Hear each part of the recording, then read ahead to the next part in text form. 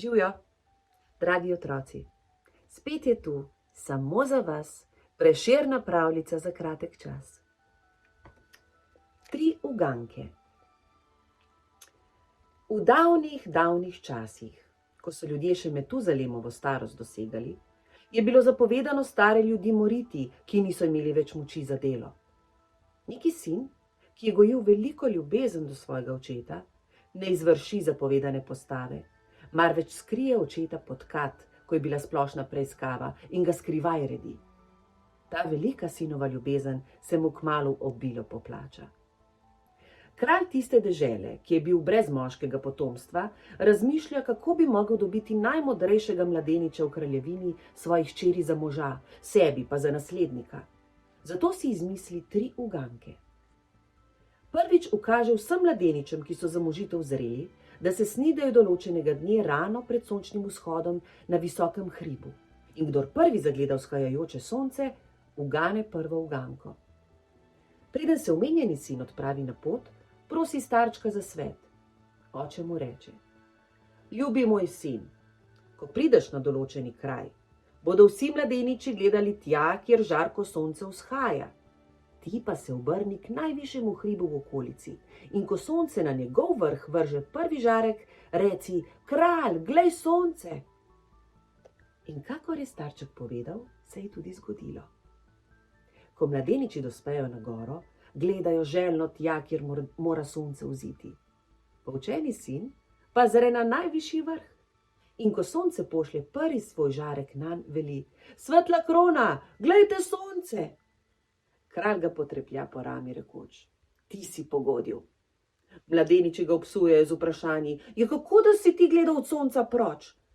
On pa jim odvrne: In vendar sem ga prej zagledal kot vi. Ko pride sin domov, reče očetu: To sem že po kraljevi volji uganil, toda ta, ki nam jo je danes naložil, bo, se bojim, presegla tvoj razum. No, povej jo, mu veli starček. Mladenič nadaljuje: Kdor bo neobut, ne bo prišel, ugane drugo uganko. Starček se nasmeje, rekoč: Ta je lahka, pa je vendar nihče ne bo uganil kakor ti. Različno bodo ugibali dečki, pa tudi različno bo vsak po svoji domišljiji prišel napravljen. Prvi samo v nogavicah, drugi samo v eni nogavici in na drugo nogo bos. Spet drugi z eno obuto in drugo boso nogo. Ti pa odtrgaj podplate svojih čevljev, da bosta nogi obuti in bosi spodaj. Tako kralj tudi misli. Napovedani dan pride in dečki hiteh kralju na pregled. Poučeni sin dvigne nogi, drugo za drugo, da prepriča kralja, da ni ne bos, ne obut. Dobro, dobro, veli kralj, ti si, moj sinko, že drugič pogodil mojo misel. Zdaj jim napove 3. uganko, rekoč: Po jutrišnjem se spet zberemo tu in kdor bo imel za klobukom najlepšo rožo, bo rešil najvažnejšo uganko. Radoveden na zadnjo uganko, starček komaj pričaka doma svojega sina in ga vpraša: No, kakšno nalogo imate pa zdaj? Ta je zvita, reče sin. Kdor bo med toliko lepimi rožami ravno tisto zadev, ki jo ima kralj za najlepšo? Sinko moj, reče oče, čez pšenični klas ta svet nima rože. Za klobuk ga zatakni, pa je gotova tvoja uganka. Hočem storiti, kakor mi svetujete, dragi oče, reče sin in odide na polje po klas. Napovedani dan napoči in dečki vrvijo okrašeni vsak svojo rožo pred kralja. Ko zagledajo s klobukom svojega tovariša pšenični klas, se prično na glas smejati, rekoč: Bedak, klas ni roža. Kralj pa že oddaleč zapazi med fanti mladeniča s klasom. Stopi k njemu in ga objame, rekoč: Ti, moje drago dete, moj zlati sin, ti si moj zet, ti si moj vredni naslednik. Nije, dečki moji, lepše rože od pšeničnega klasa, reče kralj, obrnjen proti mladini. Kadar se valovi na polju zibljajo po zlatem klasju, ne moremo najti mesta našemu veselju. Ko nam pa iz njegove bele moke prineso na mizo vročo pogačo, nam prijetneje zadiši, kot vsaka še tako dišeča vrtna roža.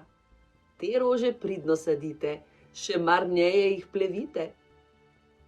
Obrnjen k mladeniču s klasom ga kralj vpraša: Sinek moj, od kod v tebi tolika modrost v tvoji mladosti?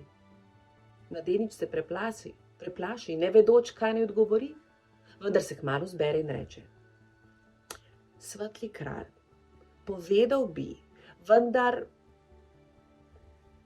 me je strah ostre kazni.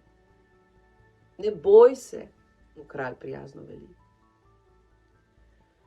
No, ko je do tega prišlo, nadaljuje mladenič, da bi moral vzeti svojemu staremu očetu življenje, sem stopil k starčku in mu rekel: Predragi moj oče, vi ste mi življenje dali, me ljubeznivo gojili in oskrbovali, pa bi vam zdaj v zahvalo končal življenje, tega moje srce ne prenese.